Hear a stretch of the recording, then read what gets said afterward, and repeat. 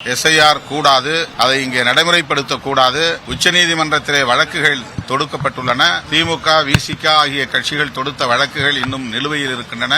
எனவே எஸ்ஐஆர் சிறப்பு தீவிர திருத்த நடவடிக்கையை உச்சநீதிமன்ற வழக்கு முடிகிற வரையில் இங்கே நடைமுறைப்படுத்தக்கூடாது என்று வலியுறுத்தி விடுதலை சிறுத்தைகள் கட்சியின் சார்பில் கோரிக்கை மனு ஒன்றையும் வழங்கியிருக்கிறோம். அங்கே பாஜக தரப்பில் எஸ்ஐஆர் வேண்டாம் என்கிற கருத்தை சொன்னதாக தெரிகிறது. ஆனால் பீகாரிலே நடந்த தில்லுமுள்ளு அது பற்றி பேசுகிற போது அவ்வாறு நடக்கவில்லை என்று அதற்கு வக்காலத்து வாங்குகிறார். திரு ராகுல் காந்தி அவர்கள் அதை ஆதாரங்களோடு அம்பலப்படுத்தி இருக்கிறார். தேர்தல் ஆணையம் பாஜகவின் கைப்பாவையாக மாறியிருக்கிறது. பாஜகவுக்கு எதிராக வாக்களிக்கக்கூடியவர்களை எல்லாம் வாக்காளர் பட்டியலிலிருந்து நீக்குவதற்கான ஒரு உத்தியாகத்தான் இந்த நடவடிக்கையை அவர்கள் பயன்படுத்துகிறார்கள். இது தமிழ்நாட்டுக்கு மட்டுமல்ல, ஒட்டுமொத்த தேசத்திற்கே ஆபத்தானது. Special intensive revision.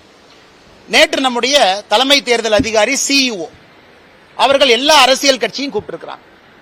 அனைத்து இந்திய அண்ணா திராவிட முன்னேற்ற கழகம், பாரதிய ஜனதா கட்சி, நிறைய கட்சிகள் இதுக்கு ஆதரவு கொடுக்கிறாங்க.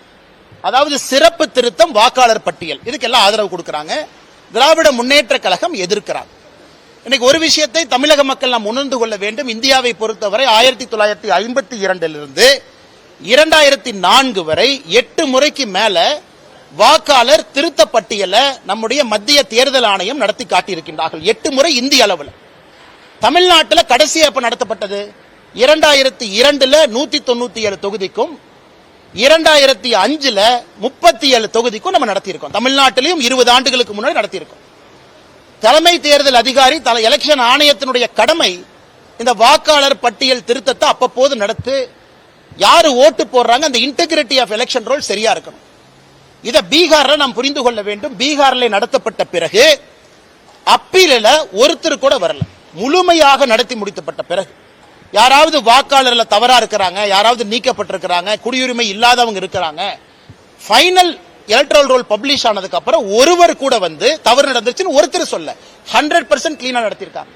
இன்னைக்கு 12 மாநிலம் தேர்தலுக்கு செல்லக்கூடிய தமிழகம் உட்பட நமக்கு இன்னைக்கு நவம்பர் 3ஆம் தேதியிலிருந்து டிசம்பர் 4ஆம் தேதி வரை ஆரம்ப கால எனுமரேஷன் ஃபார்ம் இதை கொடுத்து வேலையை ஆரம்பிக்கிறாங்க.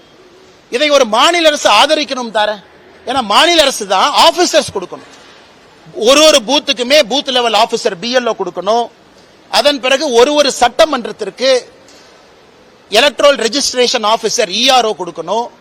அதன் பிறகு ஒரு தாலுகாக்கு assistant electoral registration officer AERO கொடுக்கணும். இதெல்லாம் மாநில அரசுடைய கடமை.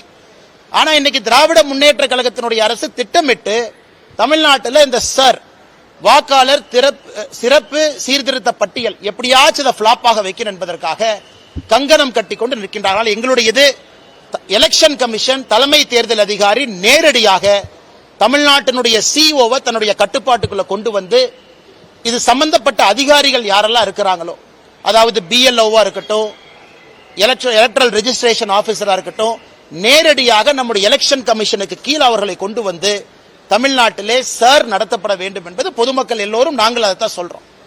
இந்த 3 விஷயங்களும் இன்னைக்கு மிக முக்கிய விஷயங்கள். ஆனால் இதை தவிர எல்லாமே நம்ம பேசிட்டு இருக்கோம். அதுவும் குறிப்பாக முதலமைச்சர் அவர்கள் திசை திருப்புவதில் முழு கவனத்தில் இருக்கிறாங்க.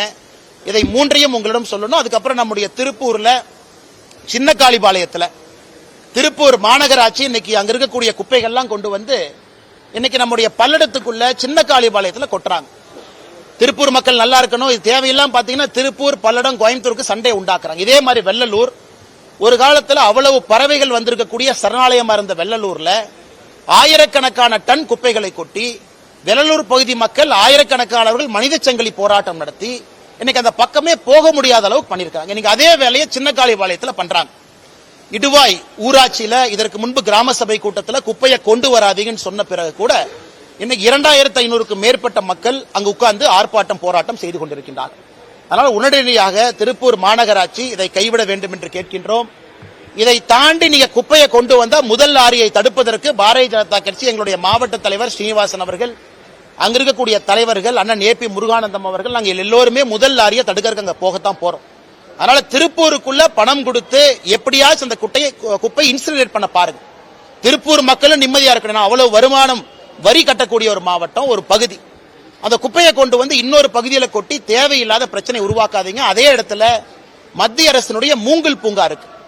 வனமரபியல் வனப்பெருக்கு மத்திய அரசினுடைய நிறுவனம் மூங்கில் பூங்காவை சின்னக்காளிபாளையத்தில் உருவாக்கி இருக்கிறாங்க. அங்க ஆக்சிஜன் கொடுக்கணுங்கிறக்காக இந்த குப்பையை அந்த மூங்கில் பூங்காக்கு ஆப்போசிட்லயே வந்து கொட்டுறாங்க.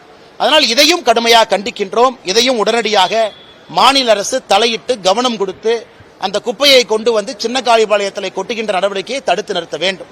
தமிழ்நாட்டிலே பிறந்து வளர்ந்திருக்கக்கூடிய நம்ம தமிழன் அப்படிங்கிற அடையாளத்தோடு சொல்றோம். என்னை பொறுத்தவரை எல்லோரும் தமிழர்கள் தான். யாராவது நார்த் இந்தியாவிலிருந்து வந்து தமிழ்நாட்டில் பிறந்து வளர்ந்து அவர்கள் தமிழ்நாட்டினுடைய வருகின்ற காலத்தில் முதலமைச்சர் ஆவதற்கு தகுதி இருக்கா அப்படிங்கறத திராவிட முன்னேற்ற கழகம் தெளிவுபடுத்தணும்.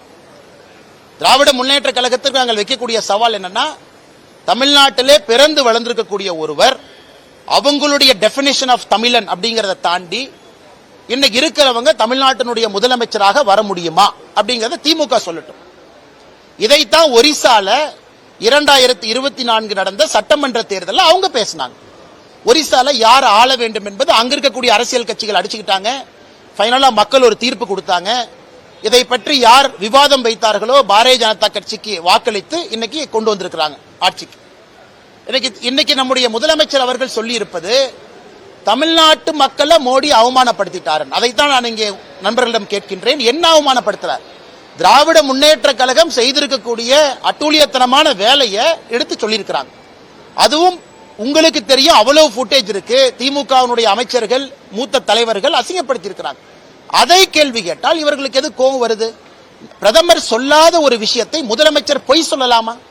அவர் எடுத்திருக்கக்கூடிய சத்திய பிரமாணத்திற்கு எதிரானது என்பதை நாம் கேள்வி கேட்கின்றோம். அந்த மாதிரி ஒரிசால யாரும் சொல்லவில்லை. அதை போன்று யாரும் அவமானப்படுத்தப்படவில்லை. ஒரிசாவிலே கேட்கப்பட்ட கேள்வி, ஒரியாவை ஆளுவதற்கு யாருக்கு தகுதி இருக்கிறது என்பதுதான் ஒரிசால கேட்கப்பட்ட கேள்வி. அதே கேள்வி எனக்கு திமுக கேட்கிறாங்க. டெபினிஷன் கொடுக்கட்டும். அப்ப தமிழ்நாட்டில் இருக்குன்னா ஒரிசால இருக்குன்னு நான் ஒத்துக்கிறேன்.